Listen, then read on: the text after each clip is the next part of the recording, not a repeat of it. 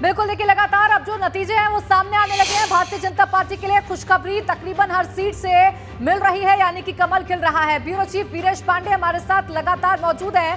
वीरेश, ये जो नतीजे सामने आए हैं, उम्मीद इन्हीं की जा रही थी कि सत्ता दल जो होता है उसी के पक्ष में नतीजे आते हैं, और ऐसे ही नतीजे सामने आ रहे हैं। बहुमत हासिल कर चुकी है भारतीय जनता पार्टी विधान परिषद।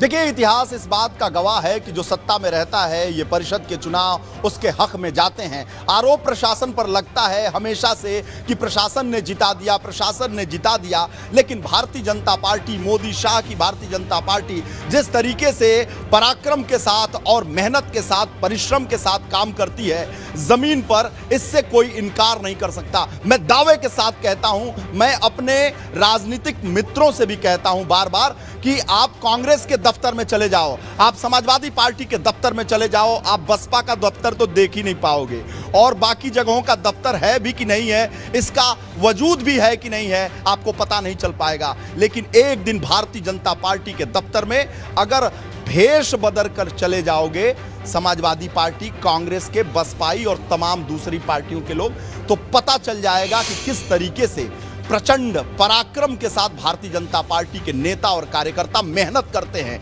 पसीना बहाते हैं, मेहनत करते हैं, 12-12 घंटे, 365 दिन, 24 घंटे काम करते हैं। तो केवल ये कह देने मात्र से इसे हल्का नहीं किया जाना चाहिए कि इस बार के परिषद के चुनाव में जिसकी सत्ता होती है उसी की विजय होती है। अगर सत्ता से विजय होती बिल्कुल, तो कभी सरकार करते हैं। और इस वक्त ऊर्जा मंत्री ए.के. शर्मा कुछ कह रहे हैं, उनको सुन लेते हैं। बधाई और शुभकामना देता हूँ। बीजेपी का प्रभाव लगातार बढ़ रहा है, किस तरीके से इसको देखते हैं?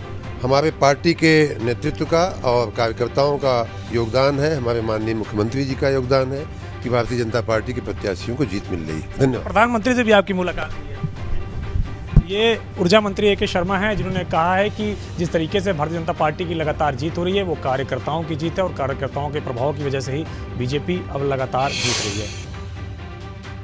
तो देखिए, अविनाश तिवारी ने बात की ए.के. शर्मा से, ऊर्जा मंत्री। उन्होंने कहा कि जिस तरीके से प्रधानमंत्री काम करते हैं, जिस तरीके से भारतीय जनता पार्टी काम करती है, उसमें बहुमत मिलना तय था, और इसी वजह से बहुमत मिल रही है, और उसी का जिक्र ब्यूरो चीफ वीरेश पांडे कर भी रहे थे। प्राची, बिल्कुल वीरेश, का एक बार फिर से हम रुक कर लेंगे। वीरेश, आप बता रहे थे कि किस तरीके से भारतीय जनता पार्टी लगातार चुनावी मोड में रहती है और लगातार जमीन पर उतरकर काम करती है, जो कि नतीजों में रिफ्लेक्ट होता है। देखिए, अवधेश भी हैं, मैं भी हूं, आप भी हैं। बिना ग्रेजुएट, पोस्ट ग्रेजुएट किए तो कोई पत्रकारिता कर नहीं रहा है। हम लोग बचपन से पढ़ रहे हैं, कोई 1 महीने की पढ़ाई करता है, कोई केवल देखता रहता है नोट कि किसी दूसरे का मिल जाए उसको छाप दें, कोई नकल के जुगाड़ में रहता है, कोई जिस दिन पेपर रहता है उस दिन पढ़ाई करता है।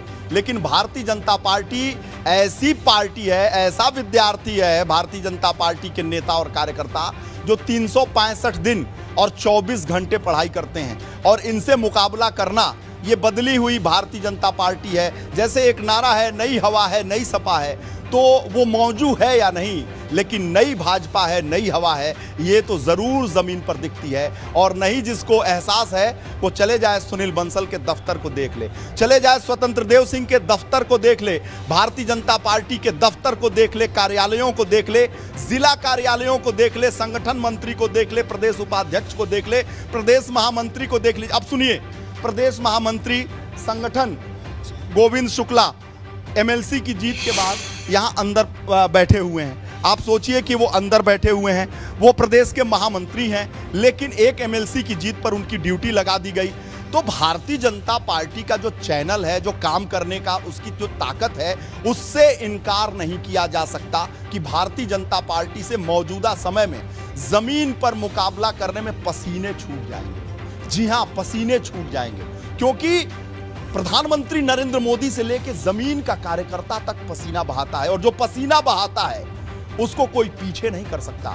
ये पराक्रमी भारतीय जनता पार्टी। बिल्कुल वीरेश जी, एक सवाल मेरा भी है, और आरोप लगा देना, क्या विधानसभा चुनाव में जिस तरीके से परिणाम आए, अखिलेश यादव ने कहा कि हमें भाजपा को कम करना आ गया है, सबक ले नहीं पाए क्या कि इतनी बुरी परफॉर्मेंस देखने को मिल रही है एमएलसी चुनाव में भी? देखिए, सबक तो लिया। अखिलेश यादव ने क्योंकि चुनाव के बाद उम्मीद थी कि अखिलेश यादव अपने घर में बैठ जाएंगे, लेकिन अखिलेश यादव अपने कार्यकर्ताओं से उन्होंने मुलाकात की। लेकिन आप देखिए ना कि जिस दिन रिजल्ट निकला 10 मार्च को, उसके अगले दिन प्रधानमंत्री और अमित शाह कहां थे? म्यूनिसिपल चुनाव के लिए गुजरात के अहमदाबाद में थे। अगले दिन कहां थे? कहीं रोड शो कर रहे थे। भैया ये 365 दिन काम करते हैं, ये जुमला नहीं है, ये जुमला नहीं है अवधेश। आप भी स्टूडियो से निकलिए, निकलते तो आप ही हैं, निकलिए और भारतीय जनता पार्टी के दीनदयाल उपाध्याय मार्ग के केंद्रीय कार्यालय पे जाइए।